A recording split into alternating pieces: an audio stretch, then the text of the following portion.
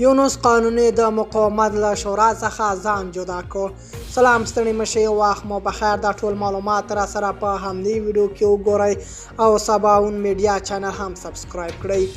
یونس قانوني د افغانستان د سیاسي له زورورو او د حریصو څیرو څخه دی.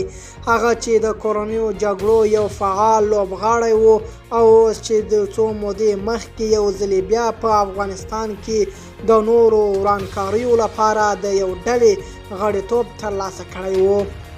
نوموړی چې د افغانستان په پخوانی حکومت کې د لوړو څوکیو خاوند شو او اوس نه غواړي په افغانستان کې چې معمولي او له د عام کس په څیر ژوند ولري. وایي چې خپله ټول کشف او فش یې بیرته باید ورکړل شي. البته دغه غوښتنه یې د بیلابیلو نومونو تر پښو لاندې کوي.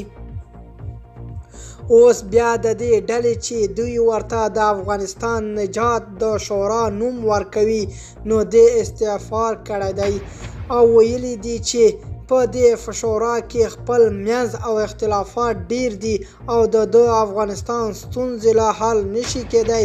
نو زه څه ورڅخه لاره بیلوم. دوستانو، دغه زموږ د نن ورځې چمتو کړی خبر. تر بیا ښه وخت.